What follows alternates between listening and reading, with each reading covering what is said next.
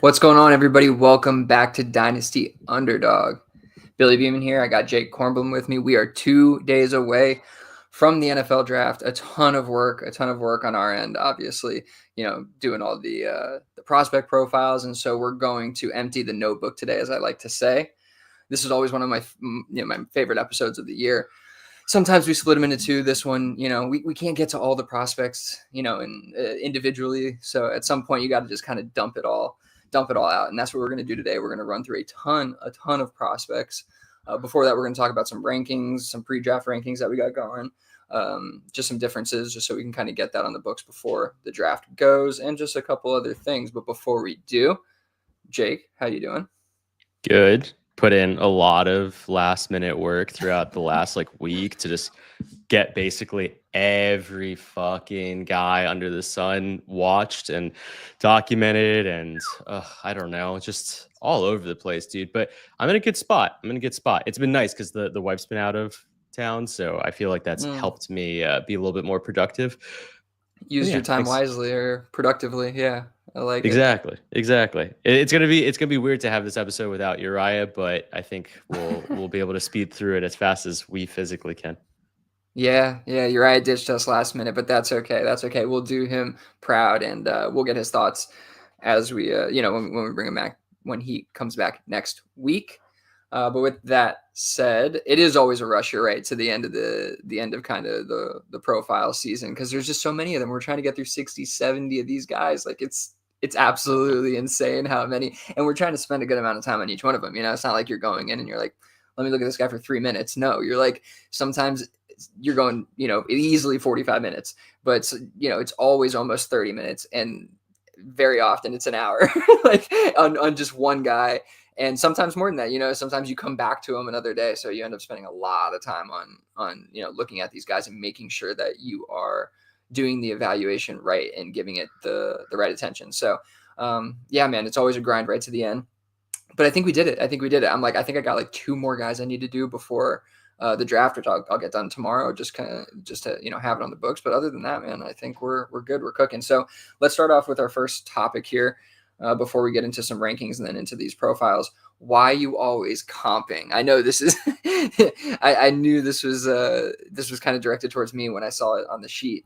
Because, well, I mean, I know a lot of people in the community do it. It's probably more of, a community thing as well. But I do tend to not probably for a different reason than most people. But I do put kind of sometimes a comp for a certain reason, but I'll explain that in a minute. Jake, what were your thoughts here? How do you want to kind of take this? Yeah, I wanted to take this as both someone who goes through the exercise of prospect profiling as well as someone who consumes prospect profiles from other analysts out there, other tape reviewers, other scouts, and kind of get your spot in a place where I don't know, think about whether or not it's productive. Like the actual process of comparing one player to another, whether that's career trajectory or skill set, why is it helpful? Why is it not? And just have a little bit better understanding.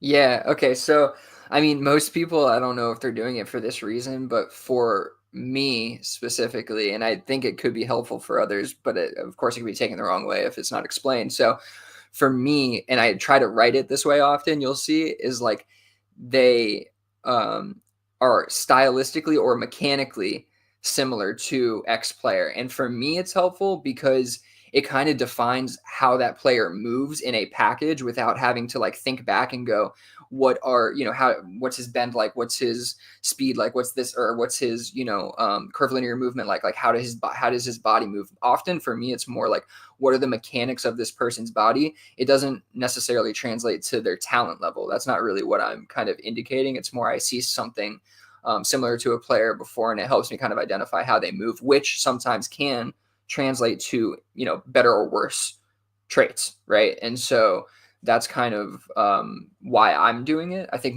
often it's to kind of give people a roundabout idea of what a player could be, but I don't think that's often very useful without a ton of context. But yeah, thoughts? Yeah, I know. I like that. I like the idea of Frankensteining a player together. As long as you're Frankensteining based off of those specific skills or traits that you're referring to. And it's not just like, hey, here's a specific player who I think looks like Y. That just doesn't make sense to me. Like, I do find that there's too much nuance involved.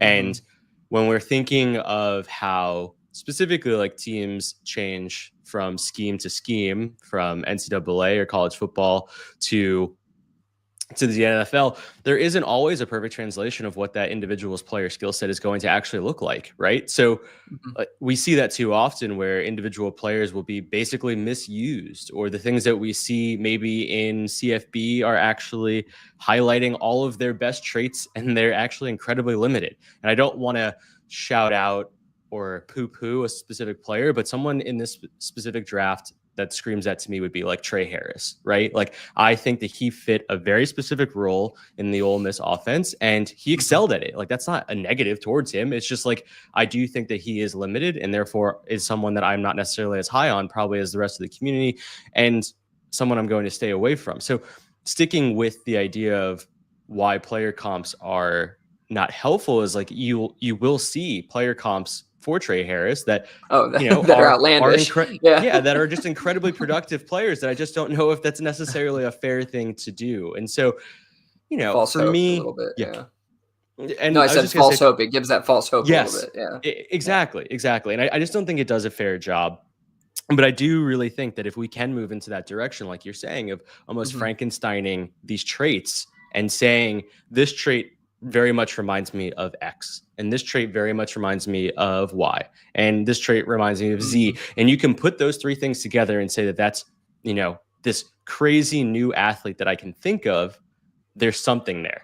So for me, that's where I want to try and get away from comping, because I think that's a detriment to a lot of the work that people do.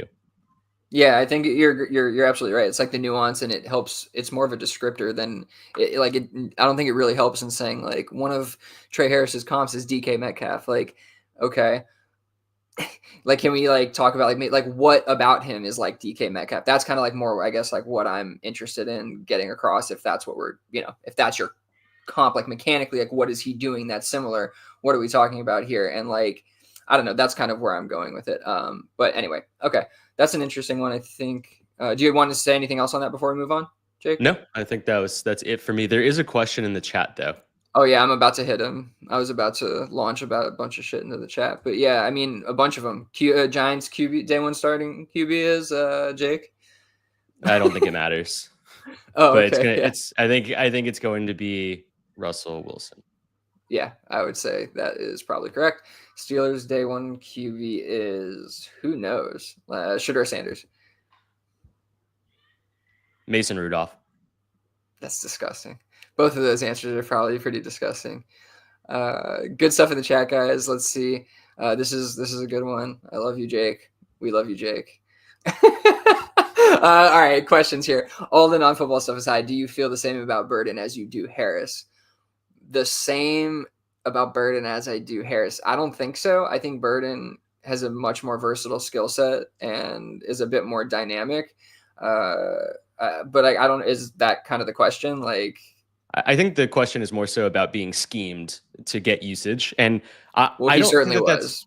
At some rate, he was. I think it's just a different type of usage, right? So my biggest issue with the translation of the two offenses specifically is going to be the quarterback play. So I think that's like one of the biggest things that we don't really get out of highlights that you'll get out of all 22 footage. And when you watch basically all snaps of a specific player, especially these like higher end players that you actually can get access to, you'll see that, like, for instance, Missouri's quarterback play just significantly degraded between, Luther Burden's breakout year in 2023 versus 2024. And I think that's like a huge concern for me in general when I'm trying to think of like how players are getting schemed. By all means, one of the biggest reasons that he was getting schemed, I think, is because of, and I know that this is part of the non-football related stuff, is like, I think he's an asshole. Like, I think he basically complained about not getting the ball, and very much has probably off the field behavioral concerns that we should be conscientious of. But I don't think that his, forced scheming has anything to do with his lack of skill set versus Trey Harris scheming being because of his skill set, if you know what I mean. Yeah, yeah, and also like that's part of just Ole Miss's offense as well. It's like how they do things, but to your point, the QB play gets worse, and they're like, "Well, how can we get this guy the ball without this dude throwing an interception?" Either like throw it behind the line of scrimmage, and so it might not have been all of scheming Burden up because Burden can't run routes. Like I don't think he's the best route runner, but I think he's pretty good. I think he's a good route runner, and so I don't think it was all due to him. So I think Jake brings up a pretty good point there, and I agree that in that respect, I do not feel the same way about Burden as I do Harris. I think he's a much more well-rounded player and can win on his own.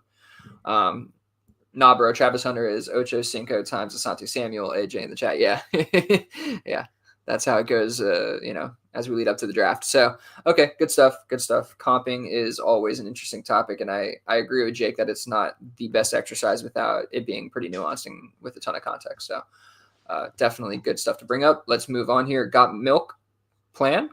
Rookie 25 draft edition. Jake, where do you want to take this one? Yeah, I was just trying to think. This was me over the weekend. Like, what is everyone else doing? Like, I know what I'm doing with my upcoming rookie drafts, and I was more than willing to be a little bit more transparent about kind of how I've been attacking it all off season. But I wanted to, this was before I wasn't aware that Uriah was going to be on the show. So this is really just an open conversation. You and I, like, are you leveraging a plan? Do you have a general idea of what you want to be doing with your picks? Are there, specific range of picks that you want to stick around? Are there places where you want to trade out of, move back into, get into 2026 or 2027 picks? Like, what's going on in the mind of Billy without, completely derailing all of your, listener leagues rookie yeah. No, I mean, I think I'm in a good place because it's not like solidified at all for me personally. I don't think that I think you can have like a plan. Obviously, we are, doing pre-draft rankings. We're going to talk about those in a second. And I think that's super helpful in like understanding where you're at compared to the market. And that for me is enough kind of planning for now, kind of just understanding where everything's at. But once the draft happens, I feel like a lot of that stuff's going to shift around. So that's where I'm going to be able within the next, a lot of our drafts are the coming weekend or the weekend after, right? So very soon after. So in those coming days, I'll quickly kind of, do some rookie mocks. I'll get in there and kind of just see where things are falling. And then that's where I'll kind of build my plan out a little bit more. There's definitely some players that are in some spots that I wouldn't mind getting into. Probably, more trading back than it is anything wherever I have, something in that like 104 range or something like that. Because I don't love necessarily the picks there right now. We'll see. Yeah, there's a couple players specifically that I would like to target. And so I think in that respect, I'm going to be kind of planning an attack on that. Like if these guys like Igbuka, for example, is a guy who I think I'm higher on probably than market. And so if he's going to fall a little bit, then I'm going to try to take advantage of that, and jump up in certain spots from the second, maybe if he's going to fall a little bit or something like that. If, wherever these guys are going that it's an advantage for me, I'm probably going to try to do those kind of things. But I don't really have a solidified plan on kind of like who I'm taking where and that thing. I know where I like them right now, though. What about you? Yeah, I think I've basically enacted all of what I wanted to do already pre-draft, and I may have, left some quote unquote value on the table, but for the most part, traded into veteran assets that I thought were more likely to be productive for my teams in 2025, which is really how I tend to try and play. I do think of things a little bit in smaller windows for certain builds, and then other builds I try and think of probably like 3 to 4 year windows. And that's just really dependent on the actual roster itself. So like for the most part, I'm not going to be overwhelmingly concerned with kind of like what the rest of the draft is doing. And really kind of decide on a lot of those like lower tier players that folks are not as interested in. And like that's the biggest thing that I am really paying attention to. So we'll talk about a lot of those guys actually today, but I do think that there's plenty of, lower hanging fruit, potentially end of day 3 guys, undrafted free agents that are out there that have a lot of really interesting tape that, could turn into something productive. Yeah. I mean, I love your point about trading out.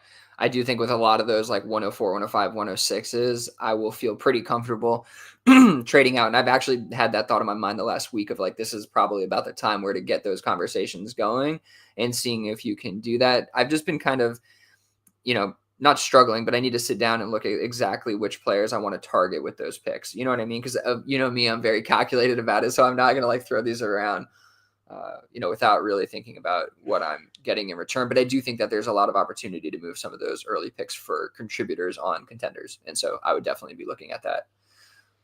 Good stuff. The last question Yeah. I did want to ask Yeah. just really quickly is there's a lot of communication, right, across the entire space right now about Mm. how there's so much value in moving out of this draft and just getting into veteran talent. Are you using that to your advantage? Like, are there ways that you can take that information and basically go against what hopefully your league mates are listening to and get into higher level draft positions for cheaper? Wait, what's the question exactly on that? I'm just saying that there's a lot of content right now across the Yeah. market that's basically saying and poo-pooing on this draft, right? And so, a Sure. lot of the lexicon or jargon has been basically stating, "Hey, it's a running back class, Mhm. all the running Yeah. backs, you stock up on seconds and thirds and just take as many shots as you can." Like, are you going to go against that ideology? And maybe not necessarily just that specific one, but like there's plenty of other strategies that have been spoken about. Mhm. Like, are you Yeah. taking what's out there right now in, the mainstream and leveraging it? Yeah, like I don't know if that's actually what I'm seeing in practice. That's kind of the issue. Is like that you have a lot of people talking about, how the draft or the players aren't good or the draft. This is a soft draft or whatever. But then you hear on the other end of it, it's a contenders draft, and these players would be good on a contenders team. So it's like they have value clearly, and they're going to score points, and people like these guys. Like people are juiced about Caleb Johnson, dude. Like he's a fine prospect, but they're like juiced about him. Like name your prospect. You take take your pick, and most people are super excited about this guy Judkins. They're fine prospects, but they're like it's going to be the best running back in the league next year. It's like so I just think that they're like it's inevitable that the thing that Uriah mentioned, that's his profile picture on Discord, the rookie pick life cycle is inevitable. It's inevitable. Once you get close to the rookie draft, those picks increase, people get excited. And so I just haven't really seen an opportunity where like the 101 to 105 in there is like actually super affordable. If anything, they're market price and they're pretty expensive. So like I'm not super like that's why I wasn't saying when you asked me I'm going to trade up to get trade up high to like right now, especially to get in the Igbuka area because he's like 106, but he might fall from there. You know what I mean? Or like for Yep. me, but like that's where I think of him, or like he's 108 or whatever, but he might fall from there or he might stay there, and I might be comfortable taking him there and not jumping up. So like I just don't see a ton of opportunity or need to do that in this draft right now. That makes sense. All right, cool stuff. So yes, we have been talking about these pre-draft rookie rankings. We did get them going, and before we get into I really just want to talk about maybe some of our differences with the market and maybe between each other. Some of those, Sure. some of them may not be applicable now, but no, Uriah gave us some. He gave us some notes at least on He did. Scoopum, so we'll jump in there. Okay, so before we do that, I did want to ask you, Jake, like because I do have thoughts on this, but like when do you think we should be compiling rookie picks? Like, do you think you should be doing it a month ago? Do you think when is the time to like start compiling? Not sorry, rookie picks. I don't know if I said that right. Rankings? Compiling your rookie rankings, to be clear. Yes. When should you start compiling your rookie rankings? Should it be a month ago? Should it be a week ago? When do you think that process should begin?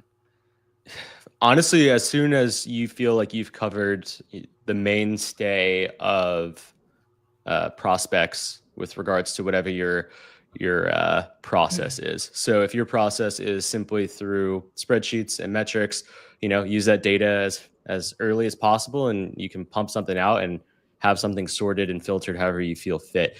For me, unfortunately, it's significantly more time consuming, and so I typically am usually in around the week of the NFL drafts, maybe 2 weeks if I'm really lucky. But right now, it looks like I'm going to be borderline, maybe even day of the draft to really finalize. I still have like another 5 or 6 guys that I really want to watch before the NFL draft. That's kind of where my head is at. What about you? Yeah. Yeah. I mean, obviously, it's a product of our process, but I think I really do think ranking super early on can create a lot of noise, and things inevitably tend to change like a ton with the people who I do see rank super early on, and then who, you know, go through iterations and then do a post draft ranking. For me, I feel like it's actually pretty beneficial to just like try to, first of all, just go through the valuation process, try not to rank everything, and then force yourself almost into a place where you're going to watch these guys over and over again to try to like check yourself.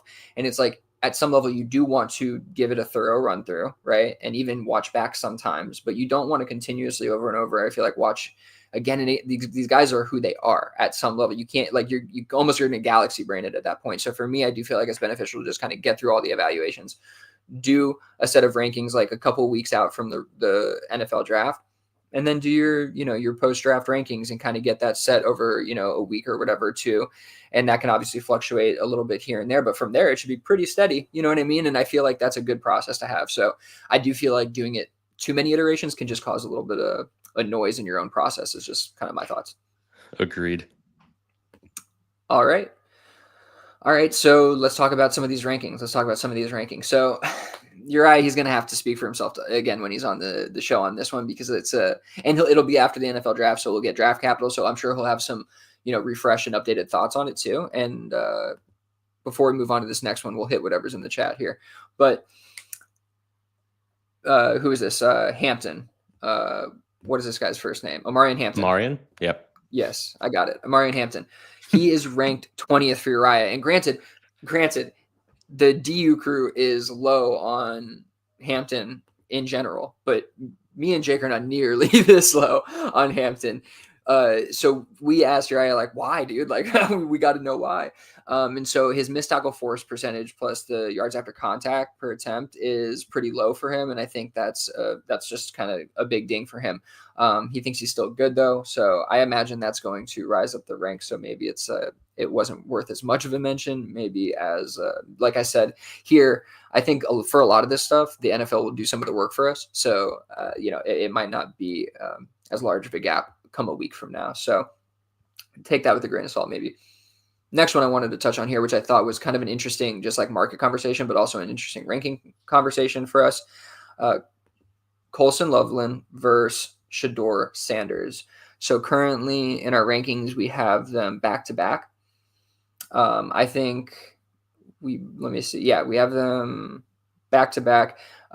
Loveland just behind Sanders. I think I have Loveland just over Sanders. Trying to see if Jake does too. Yeah, Jake has him that way as well. And Uriah just has him a little higher with Sanders, which is pushing him up. So that's kind of why Sanders is above. But it looks like, you know, you and I like Loveland a little more than Sanders. Either way, they're kind of back to back. And I think that's just an interesting combination in super flex leagues. You know what I mean? Like generally you're going to find, I thought we were going to see Shedeur more up in the 104.5 range, you know, not more 107.8. And so any thoughts on kind of that pairing and just where they're at there? Yeah, so for my rankings, I definitely like to include my own tape analysis or film analysis plus what I think draft capital is going to be. So I still propelled him into the first round. I think I have him at the 109. Honestly, like for me, it really just comes down to what I think is going to be successful in the NFL. I'd much rather, if I'm at the 109 and I know Shedeur is going to go, I'd rather trade back into the 110 if I know I can get into Loveland there, that type of mentality. Realistically, I don't think I want to be taking Loveland in the first either way. I think he is probably a prospect who can probably drop out and I can gain value on top of him. But you know, that's the gamble you take through that process. For me, it really is just about what that individual player can do at their ceiling. And I just don't think with Shedeur's skill set and his traits, he is a high-end fantasy asset, which is really what I'm kind of most concerned with. By all means, think a lot of people have spoken about this, but like Colson Loveland's inability to basically, create big play potential is a huge concern. He gets tackled pretty easily. But if you're still able to be drafting a high-end tight end asset that's catching somewhere between like 65 to 80 balls in a season, you're not really overwhelmingly concerned, and which is why I personally have him over Shador. What about you? You're muted. My bad. Yeah. Yeah. I just think that Shador is a kind of a floor prospect. Loveland is kind of a ceiling prospect, and so for me, even in Superflex, like he not only is he a floor prospect, he's just a questionable floor prospect. At best he's a floor prospect. So it's like, man, we do this with the quarterbacks all the time, and then you end up wishing you drafted them. So we'll see exactly what the draft tells us about these guys, but I do feel like I'm going to, at the end of the day, be comfortable with that. Unless he goes super high, that'll probably, change up. So I just think I like Colson Loveland as a prospect that I think is going to have a higher hit rate than Shador. He'll probably get pretty high draft capital too. Loveland could easily go in the first round. So we'll see what happens there. But it's a very interesting debate in a super flex league, and I think that'll be a hot one post draft. Jake, I need to ask you about Golden and Egbuka. Why do you have Golden ahead of Egbuka? Yeah, I think we talked about this, and it's basically a very similar conversation to be had. Thankfully, they both play the same position, so it's a little bit easier. But I do think that when you're talking about the difference between the two of them, you're really just going into who you think is a better ceiling asset and who is a better floor asset. I think Egbuka has higher floor. I think Golden has higher ceiling. And that really is the differentiation for me. In terms of their actual tape grade or ranking, I have them, I think, neck and neck. And I think for their draft ranking, I also have them neck and neck. So what will realistically happen is if there's a huge delta in their draft capital, they'll probably flip. Like I'll probably move Egbuka, somewhere between like 1 to 2 spots ahead of Golden. If it's big enough, then it might be, it could be more detrimental to Golden's overall draft rank or ADP rank, whatever you want to call what we're doing, or rookie rank. But that's kind of the process that I was working through. Okay. Yeah. I mean, for me, I have him probably significantly higher than you and the market. So it's kind of a question for me too, maybe. But I think his ceiling is actually higher than people maybe are giving him credit for. So I think that's why. And I think my film grade kind of reflects that. And I think he's a good enough prospect to kind of carry that. I'm not saying he's like a crazy ceiling prospect, and not like that, but like I think he has a very, very high floor, and I think in the right spot he has like a pretty high ceiling to be. I think he could be a wide receiver one in an offense, at least by kind of like the volume, so yeah. I guess I have a really difficult time thinking that because he was never able to do it in college, right? Like he was always the guy that they talked about being able to do it, but yet kind of phased himself out against JSN, phased himself out against a freshman wide receiver in Jeremiah Smith. And like I do think it's very much a possibility. And also Marvin Harrison Jr. Like he's very much gone up against generational talents that have been recruited by Ohio State. I'm very conscientious of that, but like he's also going up against NFL professional athletes too, right? Like these are the guys who have made it. So I do think that the window of teams available that might draft him limits his options to actually get to that place that you're considering. But, Lad McConkey very much did the same thing last year and, propelled himself into a top 10, top 12 wide receiver dynasty asset. So it's like, I'm not saying that it's not feasible by any means. I'm just more so hesitant to say that he's there immediately until I see what that draft capital looks like and the actual landing spot itself. Maybe not even the draft capital. Like if he lands himself in, I'm not saying he's going to, but like the Giants, like I just don't foresee that role being as lucrative as it could be in, let's say, maybe Denver. Yeah. I mean, that's for sure. Obviously, landing spot situation matters a ton, and I agree. I think kind of how we discussed it. I definitely agree with that. That his floor outcome is much more likely. I think that there's a ceiling outcome there that we aren't necessarily giving him enough credit for, maybe in this kind of draft, and that's why I'm comfortable with him up there. Timothy agrees with you, though.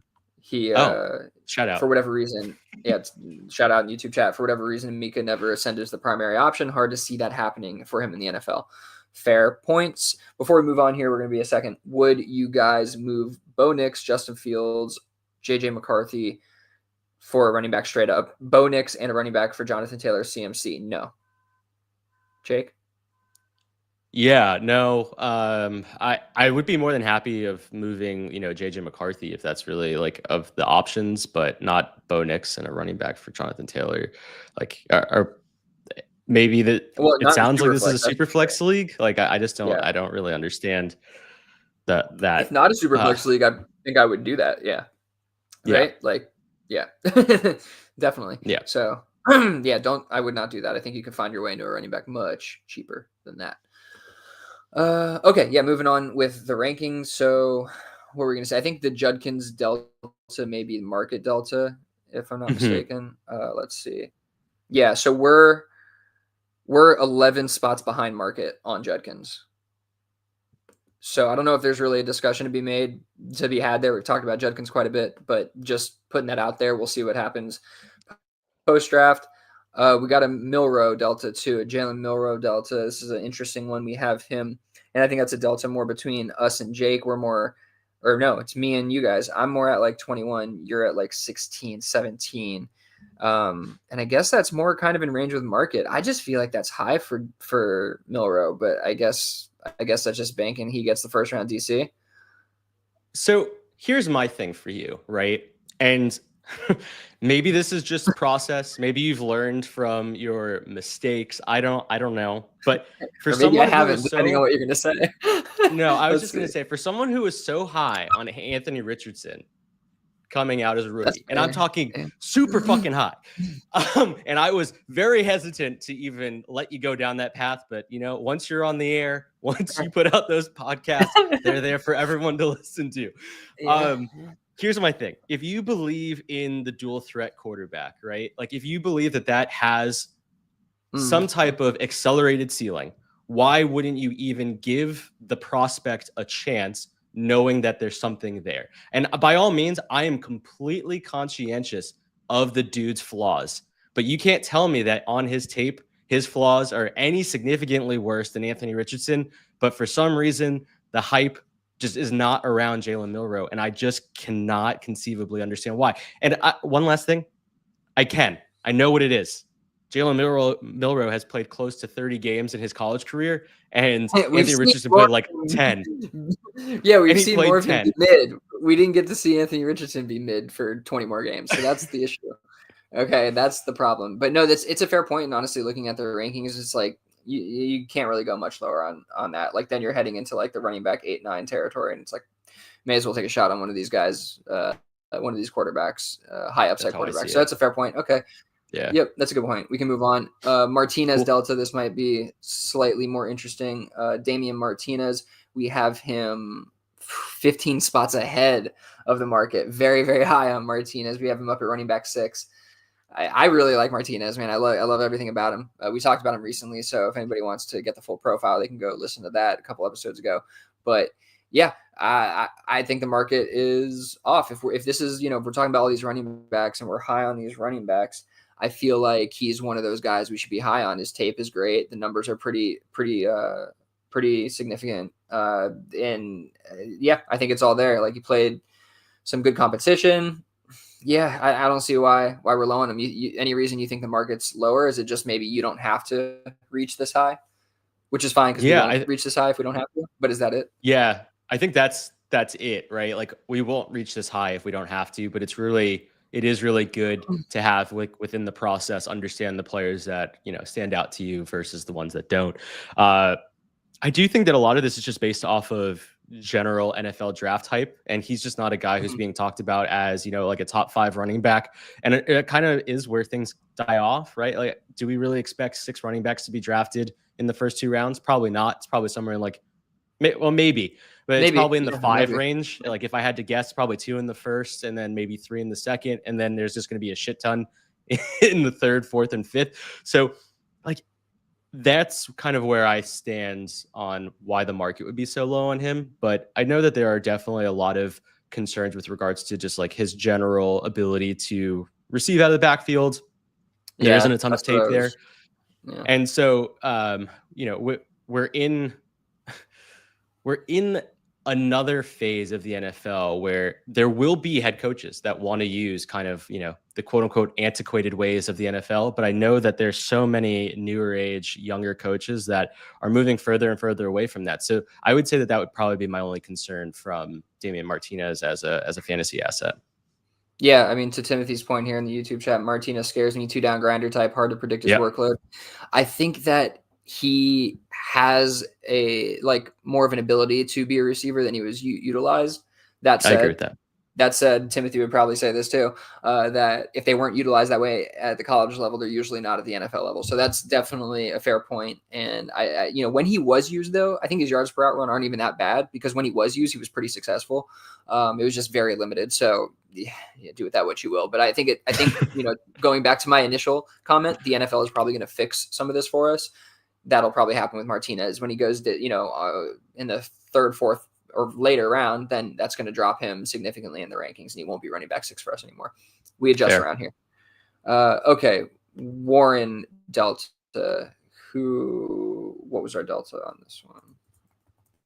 Oh, Tyler Warren. Yeah. We're 7 spots behind the market on Tyler Warren. And I'm wondering why that is, because we do like tight ends around here, and Warren's a pretty solid prospect. I'm the highest on him. I have him at 11. You guys both have him at 14. I would have him over Caleb Johnson. Uriah is super high on Caleb Johnson. I would have him over Scatabo, over Golden. So yeah, I'm wondering why are you guys so low on him? Go from there. Yeah, I honestly just don't see him projecting and doing the things that people expect him to do in year one. I think his NFL draft capital isn't going to match his actual fantasy production. And that's one of the reasons why I personally just don't want in. I'm very happy to get in on him probably going into year 2, or as year 1 kind of phases out. I think there is something there that is going to be fantasy relevant, but I just don't think that there's a refined enough player to be as accelerated in this process as I think people think he is. And we're really unfortunate because we saw what Brock Bowers did in 2024, and that's going to be the new kind of, expectation of top 10, top 15 drafted tight ends, when we seem to have quickly forgotten about guys like Kyle Pitts. And I do think that is a concern. I'm not comping Tyler Warren to Kyle Pitts. I'm just saying that situationally, yeah, literally, I just vomited and diarrhea all at the same time. I think situationally that is what could be potentially happening. And that's just kind of where I stand. I do have guys like Jackson Dart ahead of him. I have Quinshon Judkins ahead of him. I think that both of them could find themselves with relatively decent draft capital. And I do think that both will probably find themselves in pretty good situations with regards to ADP as well. So those are just talents that I would rather draft ahead of Tyler Warren, knowing that I can probably get out of them and get into a Tyler Warren plus moving forward, instead of trying to get into Tyler Warren immediately. Fair enough. Okay. I think we can. The only last one I'm going to mention here, we don't really need to talk too much because we did talk about Brashard Smith last week, but we're 10 spots ahead of the market on Brashard Smith. We are very high. Jake is, Jesus Christ. Jake is to the moon with Brashard Smith, but, we're high on him. We have him in somewhere in between the 2nd and 3rd round, I'd say, between the 3 of us. But yeah, he is somebody I think we're going to be excited about. Hopefully the draft capital follows the pod hype. We'll see what happens there. Okay, I think that's going to do it for us talking about the rankings. We're going to talk about those a ton more. We do share those in the Discord, so I'll share those probably the next day or so before the draft. So yeah, I'll share it maybe tonight or tomorrow. Just make sure everybody's good on that once Jake fixes up some of his rankings, because I know that he absolutely annihilated the sheet. But that's okay. We will We will get that sorted. Brashard Smith is one of them too, which is so funny because That's hilarious. I have him on like my tape or film rank is 19, and he's stuck right now in 19 in the other one. And I just need to fix that. So my bad. You're probably still higher than all of us on him. Anyway, but that's okay. That's okay. We have him in the in the mid late second, so that's good. That's a good spot for him right now. He'll adjust from there. Okay, so if you guys want to see more of that, hop into the Discord. It'll be in there. Also, we're about to jump into the prospect profiles empty in the notebook there. I did share that with the Discord already. I'm going to update that one with the rest of these guys that we went through. So it'll be about finalized for before the NFL draft. So you guys can see a ton of notes on these prospects, a lot of work put into it. So yeah, you don't have to do anything but join the Discord, which is free. And you just get to talk to us or listen to us. And yeah. All right, cool. So let's move on. Let's hop into the prospect profiles, emptying the notebook. We're running through a bunch of running backs, wide receivers, tight ends. That is our specialty. That's what we're doing. First one here is going to be a fun one. We're going to spend a little bit more time on this guy, Jacquez Hunter. Me and Jake definitely found some interest in this guy. I'll let Jake hop into Hunter and give it a go, and I'll follow up. Go ahead. What do you think about Jacquez Hunter out of Auburn running back? Yeah, at Auburn. Yeah. So in my Chris Berman voice, rumbling, bumbling, stumbling, Jacquez hits the gap. He hits the defender. He bounces. He ricochets. He is driven. He is diligent. A strong downfield runner who just lacks some nuance in his technique and elusiveness, but he's a handful to take down. I think Jarquez is one of the few middle-tier running backs who can find themselves a pretty big role with the right landing spot almost immediately. Hunter is definitely a bruising and physical runner that I wish had a little bit more usage in his tape, specifically in receiving, but he will fit someone's need, and he will do it. He's slowly crawling up my board. Currently, I'm at running back 12. What about you? Yeah, that's a good, it's a fun one. I like that. That breakdown. It's fun. Physical athletic back with untapped potential, displays good vision at the line of scrimmage, patient and hits hole with great burst, exhibits excellent indirect contact balance as well as footwork, fundamentally sound and able to navigate traffic effectively, great short area quickness, untapped potential as a receiver, good route technique and better hands, outstanding pass protector. One of the best in the class, I think, is a pass protector, just really formidable, like just stands up, locks in with dudes, latches onto them. There's just doesn't really have too much trouble. Good strength there. I thought he was super athletic. I thought, his burst and his ability after contact was super unique and just really noticeable on tape. So just rush technique, everything I thought was really quality, pretty good vision all around. So definitely, some holes here and there. Not the most agile, obviously holes in the receiving game, those kind of things. And again, the vision wasn't perfect, but yeah, I mean, he could be a little bit more fluid, but all around, like just this physical guy, I do think he can, that kind of style of play can translate to the next level in the right spot. So I like Jacquez. I have him at a 66.5 grade, which is pretty good. Great. Yeah, it's a pretty good grade for running backs, and he's going to be at, what is this? Looks like running back 6 right now for me. In terms of film grade. That's not where he's at, obviously. That's great in the rankings, but he got a really high grade. Yeah, I thought he was really just quality attributes all around. Okay, sorry. Moving on here, Kyle Monangai out of Rutgers. This is an interesting one. Let's hop into him. What do you got for me? Yeah, I really like him too, honestly. I have slippery when wet. Monangai finds pockets, he explodes through them, but doesn't have the acceleration to turn to top end speed and blow the game wide open. I think that's really what he'll just kind of falter with. His ball security is just at top notch. The dude had 700 plus touches, 0 fumbles. I don't mean fumbles lost. I mean 0 fumbles. There's a decent path to an NFL career. Let's watch his DC. There's something here. Like, there is definitely a player here that if he gets even the right landing spot as an undrafted free agent, I think he can easily turn into a role type player for a right team. He's got that New Jersey connection. He's already made a couple of contacts with the Giants. I could see the Giants trying to pick up a dude like this super late in the draft. And I don't think that running back room is that terrifying for someone like him to just come in and make a role. So, Kyle Monangai, keep an eye out. Yeah. This is another interesting one. I definitely think that there's potential for him too. He got a decent grade, 63.5, which is pretty good. I do think a lot of these guys suffer from the same affliction, which is lack of reps at, in the receiving game. but physical, energized runner, shifty back with excellent bend to change direction without losing speed, displays excellent burst to pull away in short area, but lacks long speed, can be caught from behind, quick and active feet. It's kind of like just constantly moving feet, which I think is a really good feature for running backs. It kind of keeps them always, moving in the right direction, which is forward, not backward. Exhibits excellent contact balance, displays potential as a receiver, but very little on tape.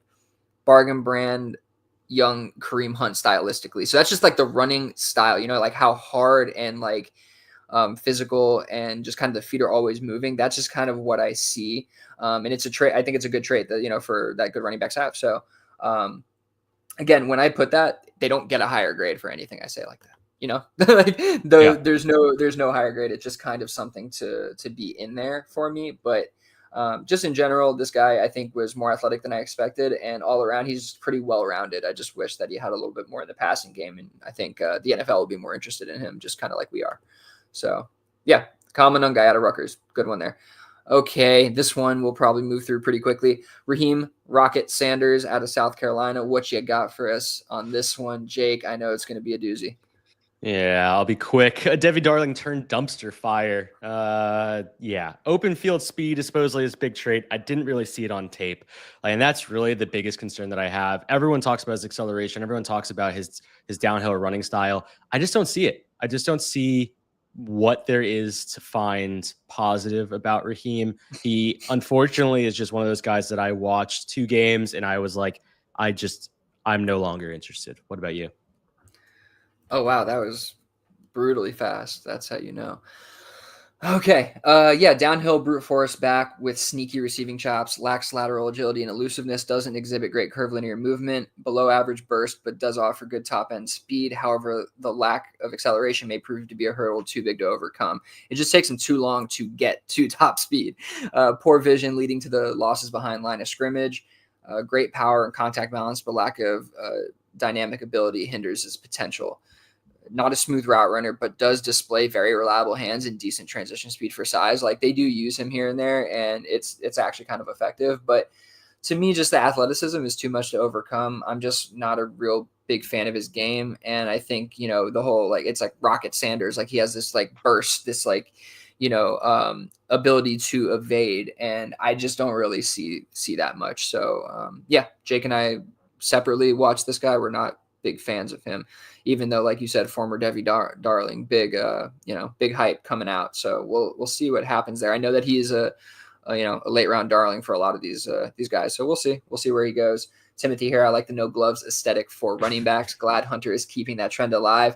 Yeah, man. Listen, aesthetics matter, dude. It matters. That swag matters. You come in with that. So I dig it. Okay, Corey Kiner out of Cincinnati. Corey Kiner. This was a fun one to watch. I love these lower end guys who kind of surprise you sometimes. What you got from Corey Kiner, Jake? Yeah, I feel like we haven't really spoken a lot about elusiveness from the running back class this year, and his really stands out to me. He has, for whatever reason, a very direct and driven determination down the field, and I do find that to be kind of probably misconstrued because he does run very straight, but when he does need to change direction, he can really quickly. That comes out well with regards to both his power and his indirect contact balance. I do find that when he is contacted, especially up high, you'll see his entire body basically position himself well to then burst out of it. Everything that you see out of Corey Kiner's tape is relatively positive. It's just still kind of limited. There wasn't a ton of tape available for me, so I was basing everything basically off of standard TV broadcasts. So not the best view to see everything that I need to see out of him, but from what I saw, I really liked. What about you?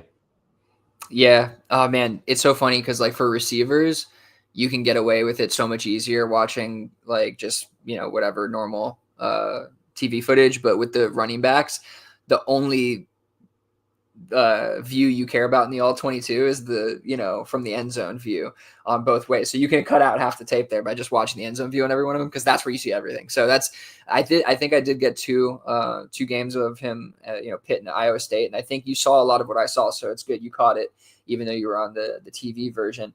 I did think he was super athletic, really good bend, really good burst, indirect contact balance was there.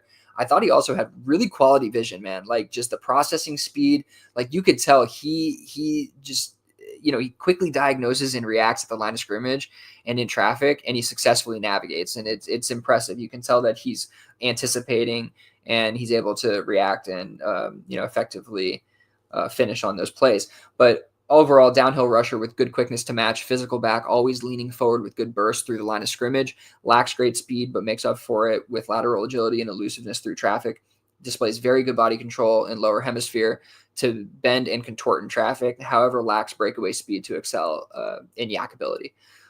Exhibits excellent contact balance, above average vision at all phases, high speed processor, lacks receiving reps entirely, difficult to grade, but clunky through limited route and through catch to run transition. Flashes, I don't even want to mention that. So yeah, I don't, there's definitely parts of his game that aren't super refined. And then the lack of the passing reps, again, like I said, it's an affliction that a bunch of these guys suffer. It just limits that upside, but still he got a 59.5, which is a pretty decent grade for somebody who doesn't really do anything in the passing game and is, one of these lower end guys.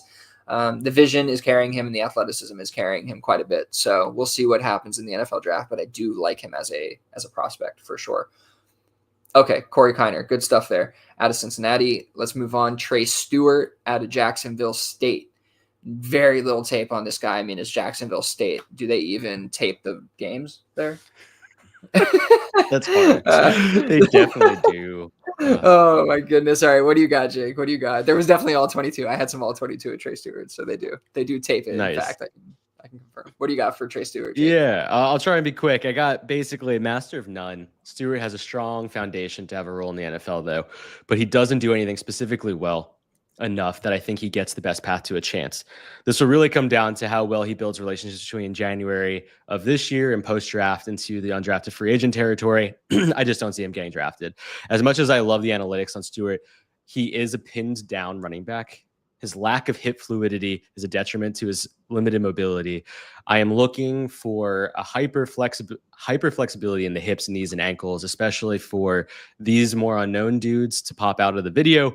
And Stewart truly is hindered by this. With that being said, he has very, very solid vision, finds holes incredibly well, knows when to burst and decelerate into space, but has poor open field vision. So when he is in those open spaces, I just find that he always was able to just go into a tackler, which I found really weird. There are a couple of guys who are like that. It's like, at the line, they can see gaps, but then like in open field, they're just like, yeah, I'm going to go straight into the defender. Fuck it. And that was really what I saw here, but I hope I'm wrong. I really do. Cause there is something there, and I get why people have talked about him. Yeah, I agree that there's something there. He's a downhill upright runner with excellent speed, violent running motion. I really do like that running motion. It's definitely kind of like the Pacheco thing where it's like he's, trying to run super hard all the time. But I do think that there is, some impact and that's some positive impact. Outstanding burst from snap, smooth accelerator, slightly sluggish laterally, potentially due to upright rush technique and the tight gait. Very little tape all around. I did think that, his rush technique was decent. I thought he had pretty good athleticism, really, really good burst. And I agree the vision was pretty solid, and that's kind of carrying his score up. So he'll probably be up in, I'm trying to think, the middle of the pack here. Lower. He'll be in the lower and like the probably, past in the Raheem Sanders territory, to be honest. That is where he's at. He's actually below Raheem Sanders. So yeah, we don't love him, but it's okay. It's okay. Fair enough. Not the worst. Could be better. Okay, Phil Maffa out of Clemson. What you got for me on Phil Maffa? Yeah, Phil's an interesting cat as well. Like he kind of fits into a lot of these dudes who just doesn't have a ton of receiving tape to attach to his name. Well-rounded talent though. He shows a very methodical, driven style of running, very patient, maybe a little too practical for the masses to fall in love with, but I think his skill set will translate well into the NFL as long as, he gets into the right landing spot. My issue will be down to whether or not he is fantasy relevant though, because my gut says no, and he'll just be used as probably some type of, either goal line back or some type of back that has limited upside for fantasy purposes. What did you see? Yeah, I think I liked him less than you, honestly. A physical back with good speed, but lacks lateral agility and polished footwork. I think he lacks creativity too, and ability to create contact after contact, despite showcasing good contact balance and power. Obviously, a very powerful and balanced back, but very little to offer in terms of vision, in my opinion. I saw him run, into quite a few, or one, I'm sorry, run away from quite a few holes and into Mm. contact. So I wasn't really pleased with that part of his game. And he also contributes very little to the passing game. He is decent in pass pro, but yeah, I don't really see much here. He's going to be at the very bottom of the list for me. Cool. Okay. Little differing opinion on that one. That was Phil Moff out of Clemson. Let's talk about Trevor Etienne out of Florida and Georgia. Most recently, Georgia. Thoughts on Trevor Etienne? Travis He's Etienne's so brother. Yeah, he is Travis Etienne's brother. He's a really weird prospect because I definitely understand why I've seen his name a lot of recent, especially talked about on either Blue Sky or Twitter. He just feels like a hodgepodge of skills that don't translate to anything at this given time. His major caveat is if he is coached properly, I can see it being translated into a useful NFL player. At one point while he was at UF, I remember believing he was a more well-rounded talent than Travis, but he seems to have lost some refinement, and maybe that's simply being given a more fluid role versus what he was working with at UF. I do have him as one of the more elusive and speedy dudes in the class, but that gets pretty well docked with his middling receiving game, poor pass pro reps, and just getting absolutely obliterated by blitzers and below average vision. His and route running. He gets lost in the middle of his routes, and then he just pops up and just like hopes to catch the ball. It's really bizarre. Like I've never seen someone look so lost at such a large program. I don't have Trevor as a draftable asset yet. Without some promising draft capital behind him, I wish he continued to develop, but he just didn't. Yeah, I don't know. Like it's funny because I do think he exhibits the ability to strafe, like move vertically and horizontally at the same time, which is a unique trait, and it's definitely elusiveness and agility kind of in that area. But the more and more I watched him, it didn't really pop off to me, and so like I gave him an okay grade in that area, like just above average really, but it just wasn't anything special to me. I think he's an undersized 2-down back majoring in pass catching with a minor in rushing. Like, that's how he feels to me. He felt like a better pass catcher almost than a running back. But best trait is burst through the line of scrimmage, good short area quickness, but lacks plus speed and dynamic lateral quickness. Good footwork to navigate traffic. Quick processor, displays ability to react instinctively. Good vision, but could be more decisive, in my opinion. I watched him versus Texas and Alabama. He gets a 55 from me. So, a bit under most of the guys we've been talking about here, but kind of, right in there at the bottom range. Okay. That's Trevor Etienne. You got okay one here. All right. So, is it how many more? Okay. Let's go with one more running back before we move into the wide. Okay. Let's go with one more running back before we move into the hybrid, I guess I should say. Let's talk about Khalil Mullings real quick out of Michigan. What are your thoughts on Khalil Mullings? Yeah, so I don't know. Maybe this is because I watched Donovan Edwards with Khalil a few weeks back, but Khalil is the yin to Donovan's yang, very much similar to Blake Corum to Donovan Edwards. What Khalil excels in, Donovan does not, and vice versa. So it makes sense why both of them were on the field in a very mediocre offense, both being relatively mediocre. Khalil reminds me a lot of the traditional bruiser, except the man cannot block to save his life. Technique, form, and general power is not existent in his tape. So as a non-receiving back option, what does Khalil stand to do in terms of a team's passing game? Probably nothing. And so as the NFL extends in hybridism, as we were talking about before, Mullings might have aged himself out and should have been born maybe 10 years earlier. I do think that Mullings excels in the physical aspect of the game, beats out almost every corner and many linebackers in true 1v1 open field tackles, very strong in terms of how he decelerates and bursts into space too, but just feels like a round 7 guy because he has the Michigan pedigree helping him. Yeah, that's I think I might disagree partly with the pass catching portion.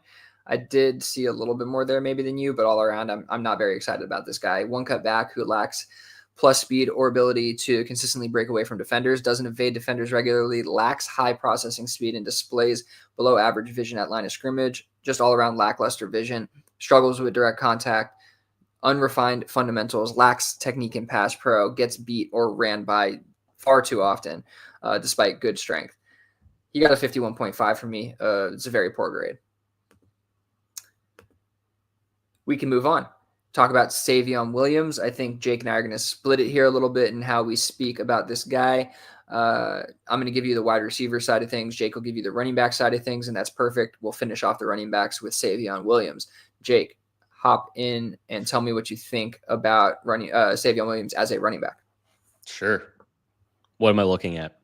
His clearest path is as a running back. Structurally finds holes. He's even-keeled and direct with an ability to engage the tackle, maintain direct contact balance, burst into positive yardage.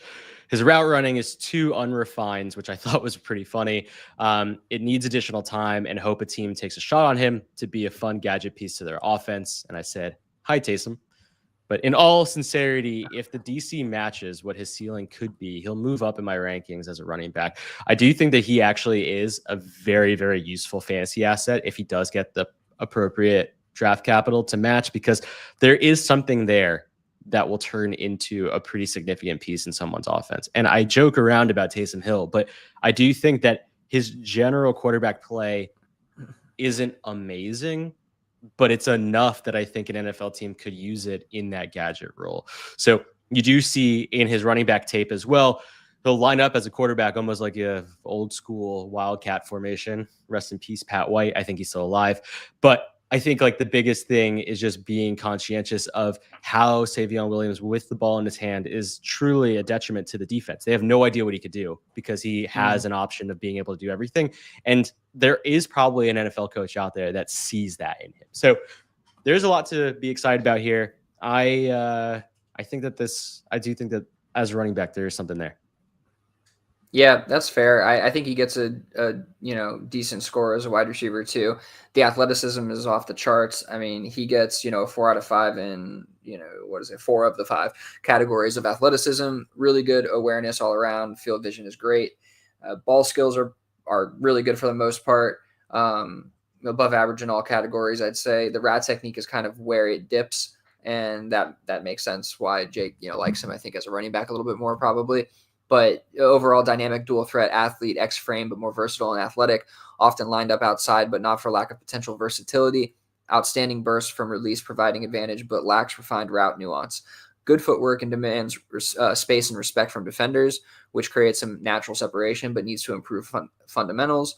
Would like to see more developed route tree. Outstanding athlete, creates yards through brute force, speed, and contact balance. Doesn't exhibit great lateral agility despite smooth change of direction. Above average hands, excellent catch radius. So yeah, you got a 65. He's gonna be right in the middle of the pack probably of these guys. Let's see where did he fall? He's actually kind of towards the bottom, to be honest. It's not like the best grade out there. 65 is it's an okay grade. So yeah, that's not surprising. You'd like to, with these wide receivers, if they're going to be anything, I think a reliable kind of, hit rate, you're going to want to see them more in the 70s to 80s and above. So for my grading scale, at least. So yeah, he's an interesting guy. I do think Jake's right though, because he has this dual threat skill set and potentially and I didn't grade him as a running back, but he might be, he might be more in the 70 range as a running back than he is, a 60 as a wide receiver. And so that combination though of scores is kind of intriguing, so if somebody uses him the right way, then he could be a pretty lethal threat. So I like the idea of Savion. We'll have to see what happens in the draft. But can he also play cornerback? No, he cannot. He cannot. Okay, Lan Larson. I forgot this is the last running back. I didn't see him down here at the bottom. He's so tiny. I didn't see him even in our show sheet. Lan Larson. I think that's how you say it. Lan Larson. Lan Larson. Lan. Yeah. Okay. Yeah, it's Lan. All right. Give me your thoughts on Lan. I'm already sorry ahead of time for what I'm about to say. FCS Wonderkind, or maybe not a Wonderkind, but a Whiteykind. Okay. Anyway, Twitch bounce elusiveness is there against this level, but does it translate with the gaps closing down so significantly at a higher level? I just don't think so. But his tape was so much fun. I didn't really have high expectations going in. And I will say, like, it does look like he's playing in like a recreational football. Like, it just, the dudes he's playing up against just don't look very good. The gaps in the actual defensive schemes are pretty hilarious too. So, like, the relative like game intelligence just is lacking. It's not that these guys lack athleticism. I think they're all probably very high end athletes. It's just, yeah, Land's not going to probably make it very far, but he could be a really interesting undrafted free agent. Yeah, he's a fun guy, man. His tape is absolutely hilarious. Like, it is outrageous, the stuff that he's doing on tape. And it might be because he is playing against rec teams. Like, it's UC Davis is the intramurals, basically. Yeah, it's insane.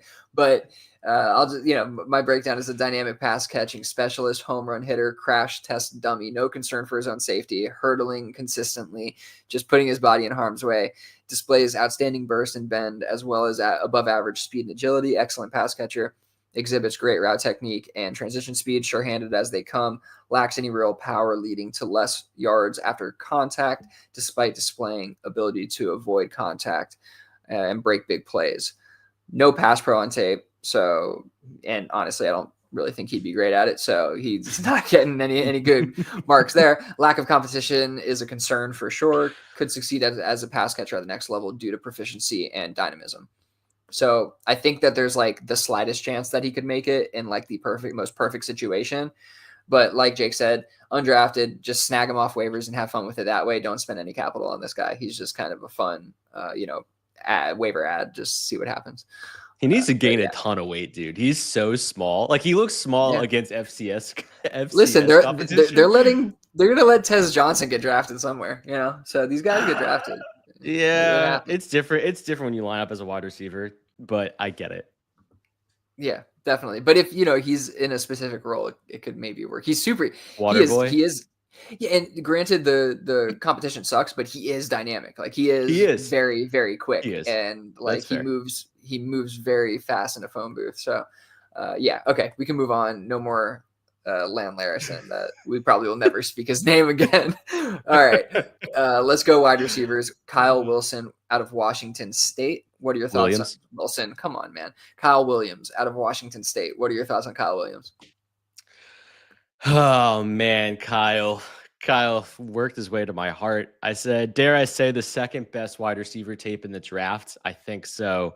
The only unfortunate part is that he's lacking in the most important aspect as a wide receiver, and it's his hands. I don't mean that he just drops passes. Like, he just has a disconnect with how he uses his arms and hands when a ball is coming towards him. It's the timing, it's the alignment, and it shows on tape so frequently. Can he sort it out? Probably fucking not. Like, it's probably a reality is that this is the dude. Like, this is the guy. You got the guy. He's here. He's very much like a 21, 22-year-old who is defined. But if he can find the right coach in any given offseason, maybe this offseason, who knows?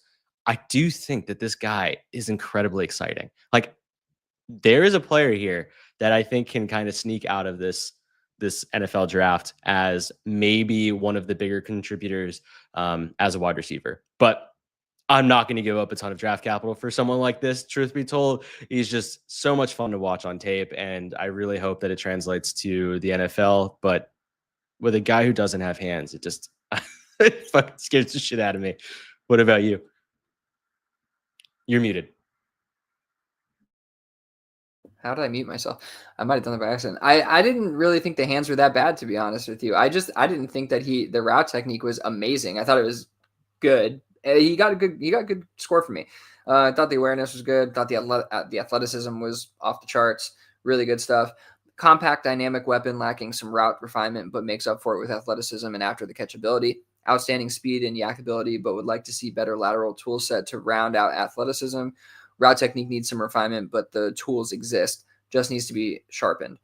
Great awareness in all phases. Above average ball skills. Offers very little in blocking scheme. What games did you watch, if I can ask? Because I would love, if it's different than the ones I watch, I would love to I see don't the have hands it. thing. I don't have it noted here, and I Okay. don't remember off the top of my head. One of them was definitely Washington against Washington, and Okay. the other one was I don't. It was another Pac-12 team, but what Okay. I will say is that I don't disagree with a lot of what you're saying, and I will also highlight that I was incredibly high on AD Mitchell, and a lot of what you're referring to is actually a lot of the issues that AD Mitchell has in his actual route running that I think is also present in Kyle Williams, but there is hope that those types of things can get refined out, in my opinion. The only difference is that AD Mitchell can catch a football, and I just don't think that Kyle Williams. It's not that he can't catch a football, like that. That's the thing. It's more so about like how he leverages his arms. Like I'm not talking about attacking the ball. I'm not talking about the Matt Waldman like clap attacking. I'm not talking about Yeah. any of that. I'm just talking about like the actual timing of using hands closing in onto the ball, but also like understanding like where the alignment should be. So like you'll always see him, like the ball will be up here, and then he'll have to make like a very quick last minute adjustment. And that just doesn't get to work itself out in the NFL. That doesn't translate well. And so I'm very, very fearful of that working for him in the NFL. I'm gonna have to go take a look at that. Okay, that's interesting. Yeah. I'll definitely take a look at that Washington game. Utah State, Boise State, Wyoming was what I saw of him. Utah State, Boise. I think I watched the boy. Okay, I'll text you afterward and let you know. Yeah, he got a again, like he got a 67 for me. I'm not like scoffing at your score. It's a pretty good score. He's up there and just under Matthew Golden, Jack Beck kind of area. Betch, however you say his name. So okay, cool. We can move on. Betch. All right, Ty Felton. We'll move fast here. Ty Felton, Maryland. What you got for me? Yeah, hyper athletic. I like that he's used also on special teams. Just really shows that they respect his ability with the ball in his hands. Physical after the catch, strong release package. Pretty insane that he runs a 4.37 40. Just doesn't look like he can. Decent separation perks, but that's about it. I do find that he also is not great with his hands. I didn't see a ton of drops either, but once again, I think it's a timing issue more than anything else. And I think that's about it. All right, yeah, I liked him, good enough. Versatile receiver whose strengths are athleticism, footwork, and good route nuance. However, there are more unrefined techniques than there are refined. Limited route tree and release techniques will need to develop. While he displays good micro movements through the stem, he lacks manipulation skills, struggles to separate from physical coverage, but displays good second-level suddenness, excellent footwork, short ground contact time, meaning like he moves very fast because his feet are generally moving very quickly, is kind of the point. Excellent transition speed, but inconsistent elusiveness despite the above-average speed, flashes of dynamic ability post-catch. I had to get like an extra game in on this guy. I feel like because I couldn't figure out like I was just like I need to see this guy a couple more times. USC, Penn State, Minnesota, Villanova is what I watched. He got a 60 for me. Yeah, it's an okay score. It's probably going to be at the lower end, but I liked him enough. He was fine. Like to take a shot on late. We'll see what the NFL says about him. Nick Nash, San Jose State. Thoughts, Jake? Yeah. Okay. Late breakout definitely hurts the picture, and Nick falls in line with Williams and Felton, but is probably less pieced together of the total picture. The big lapses for me are in concentration and attacking the ball. Like he is just generally a relatively lazy player, and I just don't think you can get away with that at the next level, especially when you're doing that. I think he's also San Jose State. Is that CAFB? I think so. Is that sorry, FCB versus FCS? Yeah. Anyway, if I had to guess, that's also going to bug NFL GMs and coaches too. He looks like someone I'd be happy taking a flyer waiver on, but that's about it. Like he looks like someone who could really do a lot because he's just so athletic. Like probably the thing that shines off of his tape is just his verticality. Like I don't mean running up the field. I mean like the dude's got hops and he looks like he could probably jump over a single corner, like literally jump 6 feet in the air. Outside of that, not super interested, but you wanted to talk a little bit more about him. Yeah, I mean, I thought he was an interesting player, big play wide receiver. Thought he exhibited excellent ball skills. Majority of the damage is done through route technique and at the catch point. Offers some ability post catch, slippery and fast.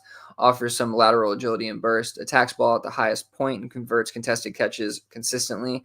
Exhibits great stem nuance and manipulation movement to create separation. Demonstrates great pacing from release to lull defenders and burst at the break point. Would like to see improved sideline awareness.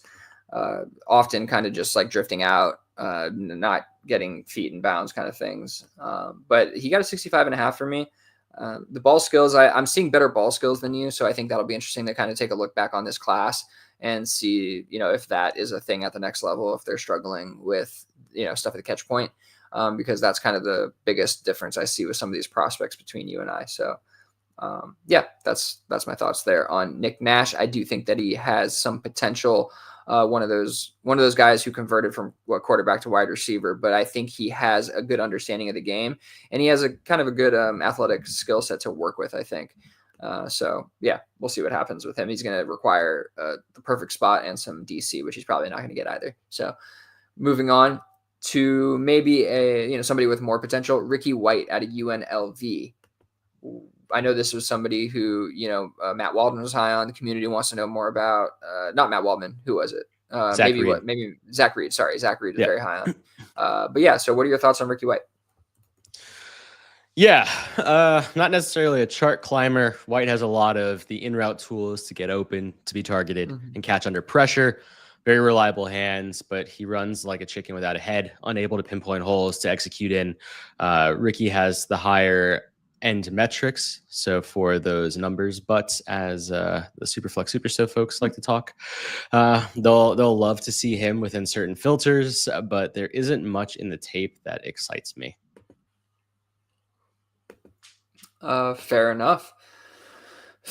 Ricky White, yeah, more of a Z-type receiver, excels from an athletic standpoint, but also displays excellent ball skills and above-average route technique, lacks route nuance and manipulation movement, but creates good separation with fundamentals, footwork and quick releases, as well as good suddenness at the top of his routes. I think he bends far too many of his routes. Bends routes more than any receiver in this cycle for me. Demonstrates great, maybe more at a higher level, but he's definitely one of the higher rate, bending routes. Demonstrates great pacing through stem of route, leading to natural separation, outstanding hands and ball tracking, and some good contested catch reps on tape. Very elusive post catch, great bend, displays calculated evasiveness, good spin moves and jukes, right off of other moves, kind of layering things together right after the catch point. Pretty good field vision, really quality stuff. Very good overall awareness. Yeah, I think he's a below average blocker, and he did excel in special teams as a bonus. So I think there's definitely potential for him at the next level to get some usage and get on the field. He definitely has some traits that could be developed. He got a 66 for me.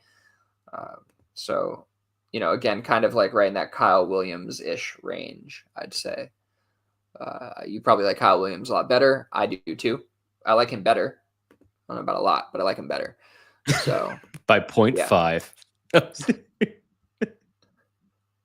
I also like what I saw to Kyle Williams better as well. I think that he's a little bit more dynamic. And I think that translates better to fantasy. So, okay.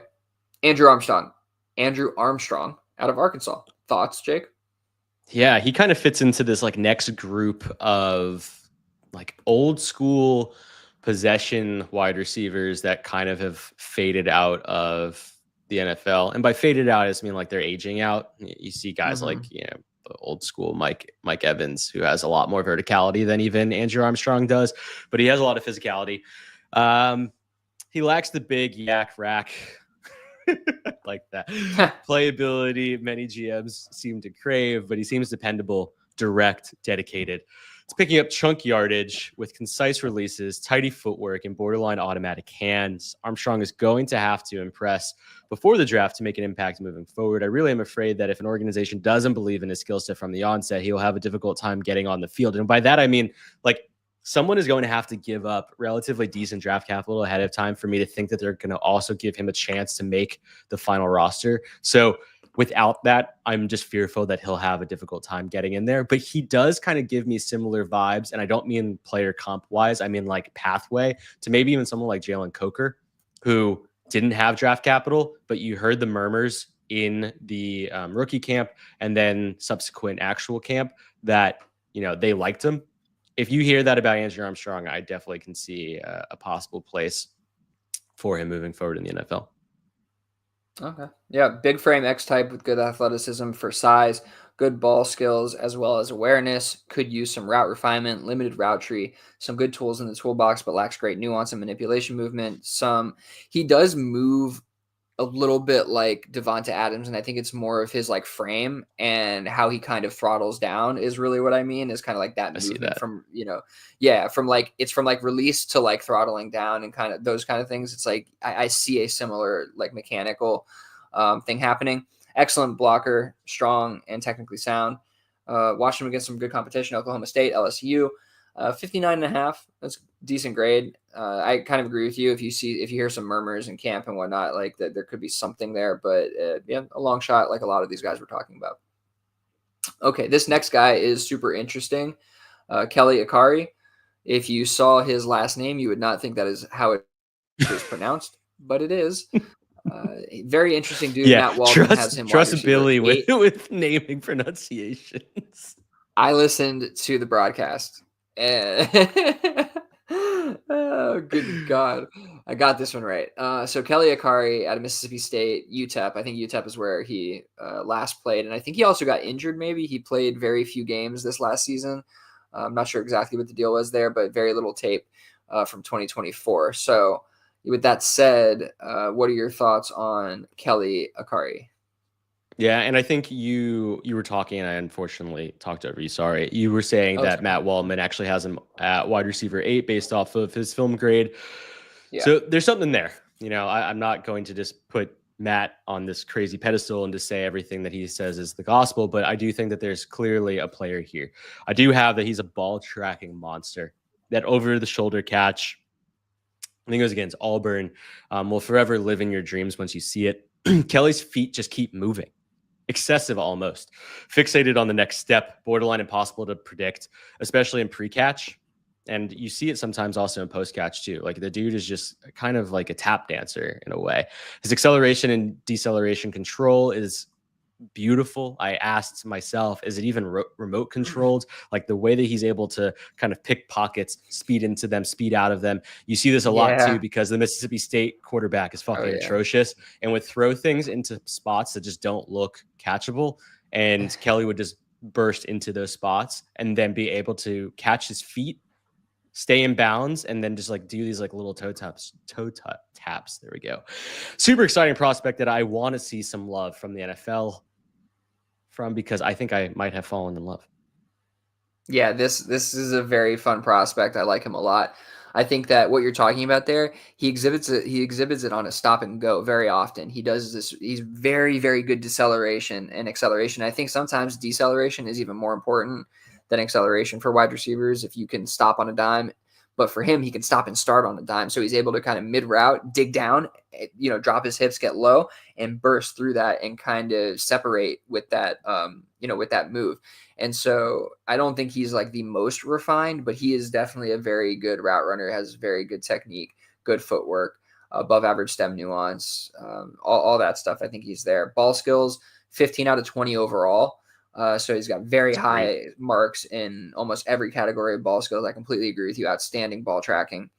But overall, versatile flanker type with an ability to move all over the field. Extremely fluid athlete, dynamic speed and burst. Not as elusive as he is fast, but does offer good balance post-catch to create some extra yards. Outstanding ball skills, can adjust and track about any target and trajectory. Can adjust to and track about any target and trajectory. Good awareness generally, thick lower hemisphere, powerful, naturally leading to yak. One thing to mention, there was really no tape at all to review on his blocking, so he didn't get any real grade for that. So his grade might be even higher than the 65.5 it is, but I just can't in good conscience grade somebody that doesn't have anything there. Now, can he block? Probably, so he gets like a 1 out of the potential 5 total points. he could be getting, or sorry, yeah, 1 out of the potential, 5 total. So like, giving him a little something, but like my point being is like he probably would be a little bit higher. 65.5 is a pretty solid score. So I don't think, I'm not jumping to wide receiver 8 necessarily or anything like that, but I do see the tools and the potential here that Waldman is seeing. Maybe not to the same level, but I think we are seeing it. So that's an interesting prospect. Glad we got to get to him. Here's another one Billy, that's very really quickly. interesting. Yeah. Sorry, I just wanted to say I looked up really quickly just via stats reference in his game log. The dude did play 11 games. He only finished the year with 25 receptions. And What? I do think that there is a lot of concern with regards to just his ability to actually transform and do the things that he's doing within the actual game itself. I don't know what his snap count numbers look like, but just from, high How is that level even visibility, possible? it looks pretty bad. So, the things, and that's sometimes the unfortunate part about some of these players who have really limited tape, is that when you consolidate it into the 25 You have receptions half that the they caught for the catches he year. had the year before. That is Yeah. bizarre. Yeah. That So is just something to be mindful bizarre. of.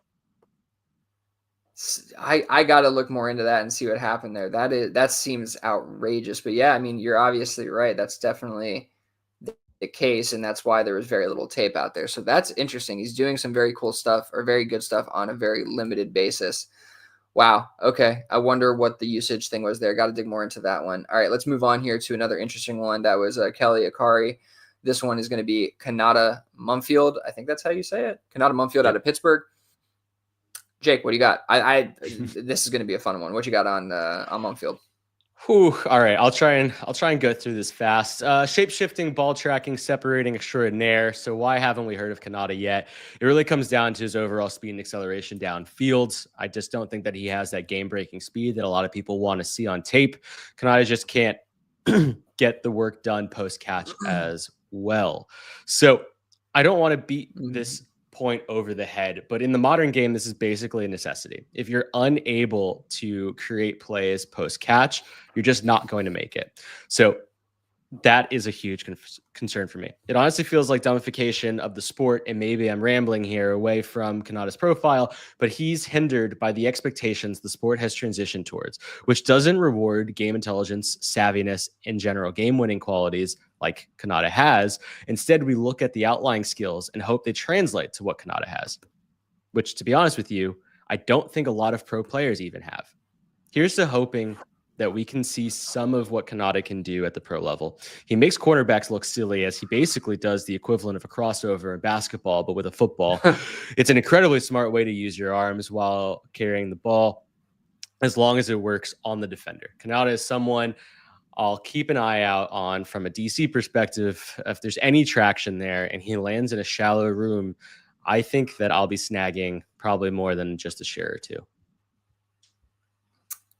Interesting. Yeah. He got really, really quality marks for me from a route technique perspective. And when I just go through the breakdown here, I think it kind of highlights everything I wanted to. So a versatile flanker who relies on great burst and route technique, displays outstanding mid-route nuance, including micro movements, manipulation movement, and footwork to deceive defenders and separate, runs routes with immense energy and intent, exceptional ball skills, can track regardless of trajectory, convert contested catches, and contort body in any way to make attempt on a target. Very reliable target, lacks great lateral skill set post catch as well as strength, can gain some yards, but would not describe him as elusive. More elusive pre-catch than post, which I think is a good way to describe it. Like he's incredible. It's interesting that it doesn't translate, but he is incredibly good at juking a guy out mid route, but he can't do it post catch. And I think some of it is again like the frame, the balance, and there's a tenacity involved with after the catch ability, and you need that really dynamic lateral agility to match as well. And while I think he kind of has the good footwork and everything mid route, it's a whole different thing after the catch, obviously. But definitely good speed, good athleticism in that regard. Good awareness, I think, really great sideline awareness. He's like just very, very good at the catch point. So I'm very interested in Kanata Mumfield. 66 he got for me. It was a pretty solid grade. So hopefully we see something from him there. Let's move on. I think we're going to do just one more right now. We're running a little long. I want to get to one more receiver. I want to get to these tight ends, and then we have a couple trades to knock out here. Any of these guys, I'm sure we can talk post draft about if anything happens with them, and we can maybe give some final thoughts on maybe really quick these guys. So Torrey Horton, real quick, out of Colorado State University. I know you don't have too much to say about Torrey Horton, Jake, so let's hear it. Lacks a top end speed and electricity to be a bona fide prospect, but there's a professional receiver there. He's reliable over the middle, and especially in 1v1s. Tons of drags on tape, which I found really interesting. A lot of early cuts, footwork helps, but he does need refinement in a lot of his early footwork that I saw. What did you see? Versatile deep threat, displaying excellent ball skills and outstanding awareness. I thought awareness was one of the best parts of his game, like just sideline awareness, toe taps, good field vision, evading, reading the field, good zone awareness, kind of throwing up hands in zones, just all around kind of high IQ in general. Fairly refined route technique in limited tape, but clearly room for improvement. Good baseline to work from in terms of separation, footwork, and nuance. Borderline dynamic after the catch, displays some good juke moves to evade first and second defenders, but lacks great contact balance. Limited, he just had limited tape. Again, 2024, I do think he actually got injured. And this guy, I do think actually got injured. We can look that up, but I'm pretty confident he did. So there wasn't much there, but I did watch his 2023 tape as well, and there was some good stuff there. But even in the limited tape in 2024, I was pretty impressed. It looked like he gained some weight, picked things up a bit. So I don't know exactly what happened there, but I do. I am interested in Horton. He got I give him a 65, I think. So he also got an okay score, kind of in line with a lot of the guys that we're talking about here, 63.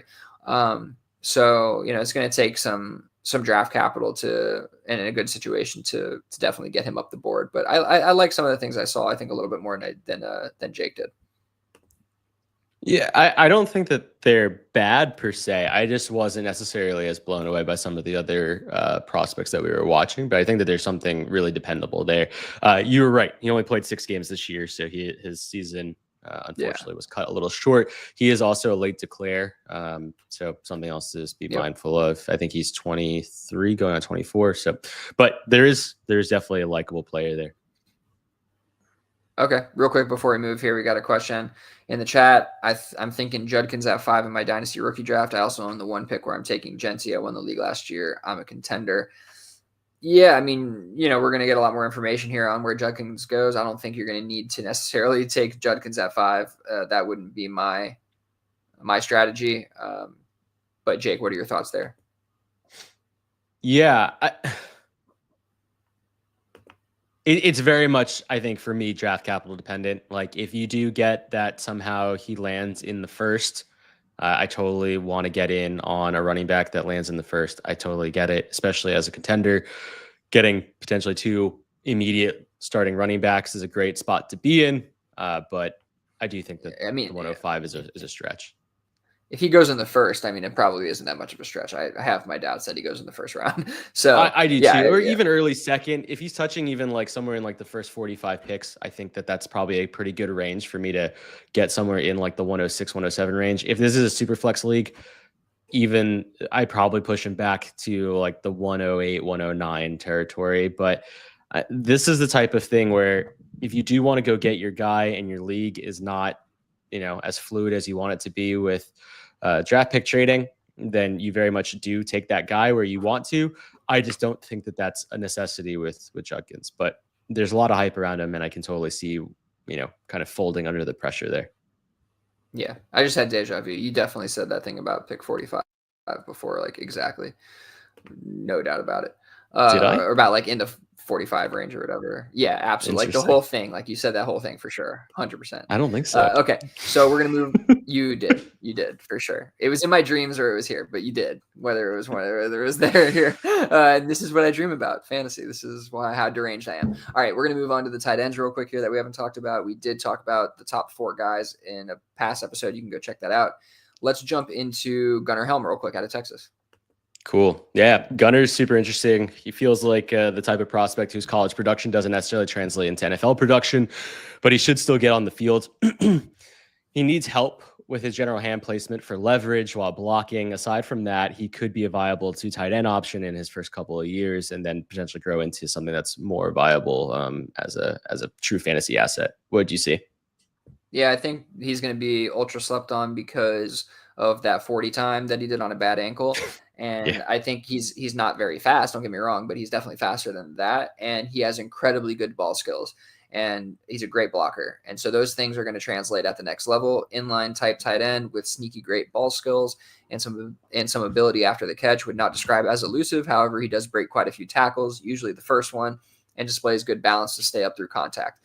Average speed at best, which is impressive for his frame, but lacks any kind of burst, lacks quite a few crucial elements of route fundamentals, but offers something at the top of the route as well as natural separation due to frame. Very good zone awareness, excellent run blocker with areas for improvement. So, yeah, I think that there is some room to grow at the next level. I think that he's going to play because he has the inline tight end skill set that teams need for the running game, and he is versatile enough where he can be effective in the passing game. So I think he's going to get on the field, and just that lack of dynamic ability is going to keep him lower in the rankings. So I think we can get a couple shots on him late in the drafts. That's my thoughts on Gunner. So good stuff there. What about Terrence Ferguson out of Oregon? Yeah, I found him particularly hard to watch. The dude just looks like he's running through quicksand, as the offense had unrealistic expectations of him. They tried to use him vertical at times, which I just didn't get. He looked like he honestly looked like he was injured. There's a role for guys like Ferguson in the league, but I strongly doubt it's fantasy relevant for me. Yeah. I'm basically out on Terrence Ferguson. Yeah, he's a hybrid style tight end with limited upside due to limited route technique. Athleticism is his best trait, but even limited in that regard, lacking lateral agility and balance to stay upright through contact and create yards post catch. He exhibits great straightaway speed, but not very impactful due to the other below average traits. Most targets schemed up likely due to lack of route technique and relying on his athleticism post catch in open space, where he does excel. Tenacious blocker, demonstrating pretty good technique. 47 out of 100. Oof. Not a good score. Rough. Excuse me. Yeah, not a good score. He got dinged super hard in the route technique category. He just doesn't do anything. He's very vanilla there. So, don't love it. Okay, last one here. Mason Taylor, LSU. This is probably the most interesting tight end outside of the 4 others that we've talked about previous to this episode. Whoa, cancel whatever I was just doing there. So what are your thoughts on Mason Taylor? Porn. Mason Taylor has moved up to tight end 3 for me. He's ahead of Harold Fannin and also Elijah Arroyo. I have that he is and has all the pass catching skill set that you want out of a fantasy relevant tight end, with some of the key flaws in his blocking game. It isn't even a technique problem for me, but a lack of consistency snap over snap, game over game. If that gets shaped out and shaped up, you can find yourself with a usable mid-third round rookie draft tight end. I can totally see him being, in terms of like fantasy relevancy, probably in like a lower end, like Mike Gesicki range, like that type of points per game asset. And so if there's something there where you can get into that, somewhere in like the mid to late third, I can probably be pretty happy with Mason Taylor. And I do think that his draft capital is actually not going to be that bad either, based off of what I've read. Yeah, I mean, people have been way more hyped on Mason Taylor than I thought they were going to be this draft cycle. He's a guy who I've had in Devi, knowing that he had the pedigree, his father being Jason Taylor. That's literally half the reason I his knew uncle. that he was his kid.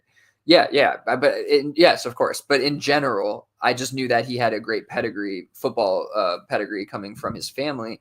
And I, knowing at a young age he was playing premium position for fantasy. I had him in some Devi leagues, but still he was always kind of, his production wasn't off the charts or anything at LSU. You know what I mean? Like, he didn't do anything crazy. So I'm surprised that he's getting all this love. But for me, he's a flex tight end whose best attribute is ball skills, and after the catch ability displays great zone awareness, when to become available and where based on coverage. Unrefined route technique, lacks release technique, and doesn't demonstrate pacing through routes. Doesn't create much natural separation. Often schemed up potentially to mitigate route technique issues, but also to get the ball in his hands due to ability post catch. Exhibits great elusiveness, exceptional bend below the waist, okay speed, but doesn't display much burst to take his game to the next level after the catch. lacks technique and strength as a blocker, but often asked to chip and release. 61 he got for me. From a film perspective, he is just below Arroyo at, what is it, 5, and I think he comes in at tight end 4 for me after. Actually, I think he might. I don't know. I got to see where he is actually. Let me go look at that. That's interesting. I do think He's he might probably come in tight end at 5 4. after Fannin, or Arroyo is probably 4. Oh yeah, you're right. He's after Arroyo. You're right. He is tight end 5 after Arroyo and Fannin. But he's right. They're all pretty much they're within one pick of each other or one spot of each other in the ranking. That makes so sense. that could easily flip with the NFL draft telling us what's what here. So that's kind of why they're sitting there. But I do think that he has a pretty good skill set. We're talking about from Mason Taylor up 61, Arroyo 64, Fannin 65.5. Both Warren and Fannin 65.5, and then 69 for Loveland. So that's kind of how they're split. And with this grading scale in general, like 0.5, that like a point, 2 points is a lot. When you're kind of grading within like 0.5 and it's kind of tight like that. So some of those sound close together, but like 69 and 65 is actually there's a pretty big gap. It takes quite a few different traits moving up half a point to a point more within a 5-point scale total like that, with each attribute it is. So just kind of, giving some context into how those grades work. Okay, cool. So there's definitely a couple other guys we wanted to talk about, but we are running long here. We'll definitely get to them after the draft if anything turns up with them. But we're going to move on real quickly here before we get out of here. We have 2 dynasty trades I want to run through, and then we will sign off. Hope you guys enjoyed us emptying the notebook. All the information that I went through will be in the Discord. So if you want to kind of go through there, and if there's any prospects you guys want us to touch on, we will absolutely do so within the Discord. And on future episodes, we'll be talking about these guys, of course, man, after the draft. So no worries there. Let's get into these dynasty trades really fast. First one here was a Discord trade. This was, I think, maybe Tommy's from the Discord. So shout out Superflex Super Show. Chris Olave plus Jalen Waddle for Nico Collins. This is 12-team Superflex start 11, tight end premium 0.5. What you got, Jake? Thoughts? Yeah, so this is one of those trades where I get the general understanding and thought process behind wanting to get out of, assets that you could be mildly concerned about. And I think in this situation, if I read it right, Tommy is trying to get out of Nico to get into Waddle and Olave. And so I get the idea. This is one of those places, though, that I'd rather pivot elsewhere. Like, if that's what you want to do, just pivot into assets that don't have the same concerns that you have with Nico. And if Nico's concern is purely from a production standpoint, I do think that production-wise, Olave very much could have very similar concerns this year. So you're really, in my mind, trying to go Waddle for Nico. And too much has to happen in Miami for that to feel palatable for me. So I'm very much out on trades like this, and we'll just stick with Nico and try and ride the wave or trade out of Nico into future assets that might be more liquid and easier to move. What do you see? That's how I voted as well. It's basically what you're saying. I think that there's a much better way to utilize, as Tommy would say, consume this value for Nico Collins, right? Like, I think there's just a lot more value there to get out of him than Waddle and Olave. You're kind of just shooting low, and so yeah, I think there's just you can get into much higher end and stable assets than those two. Granted, they have both have their upside. Waddle, I think, a much better asset than Olave. Like you said, he's kind of carrying that trade, but I just don't think Olave is secure enough in a good situation. And like you might be betting on your ability to outwork people and like sell these guys, but I would just make it easier on myself and hold out with Nico. He's not going to lose value anytime soon. It's not point scoring season yet, so no rush on these kind of trades. Okay, this one happened in DU4. I really wanted to bring it here. Thought it was a fun one. Roma Dunze, the 101, the 208 for Bijan Robinson, Addison, and the 105. Where do you fall on that, Jay? having like mind meld right now. That's a balls trade, right? That's like Yeah. stones. That's like congrats to the two people who worked through that trade because That that was is a really good one. that was Josh and Dylan. So yeah, shout out. Interesting. Okay. And Um, Dylan is a longtime DU listener and in many of our DU listener leagues. So shout out Dylan. yes. Are there any scoring settings that I need to be aware about, or is this standard for No, the first four standard leagues? superflex tight end premium, Half. 12 team half point premium on the tight end. Yeah, nothing crazy.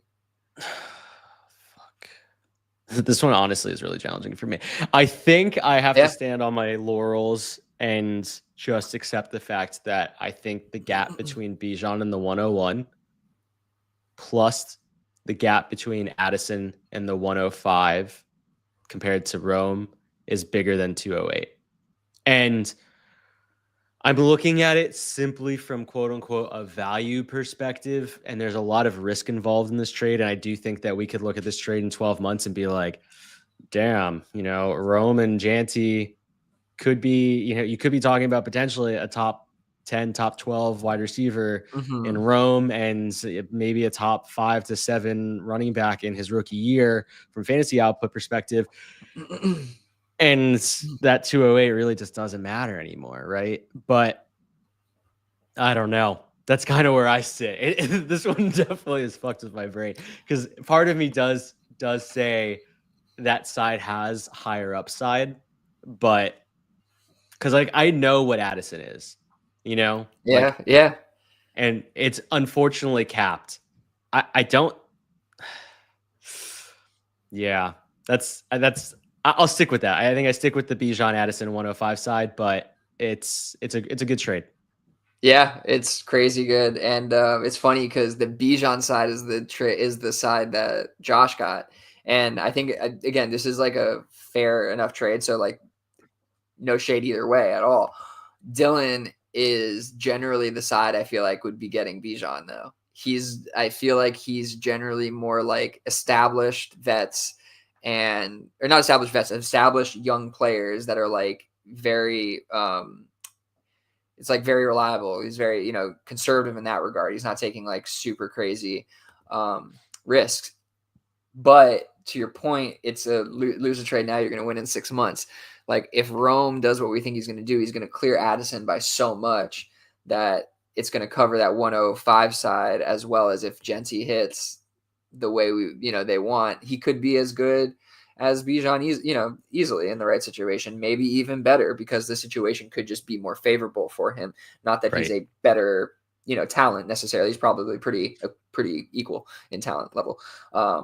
But yeah, so it's a crazy hard trade for me. When I broke it down in my head, like it was like Bijan over the 101, easy. It's just trying to like break it down, and it's not that easy. But that's how I was saying it. Bijan over 101, easy.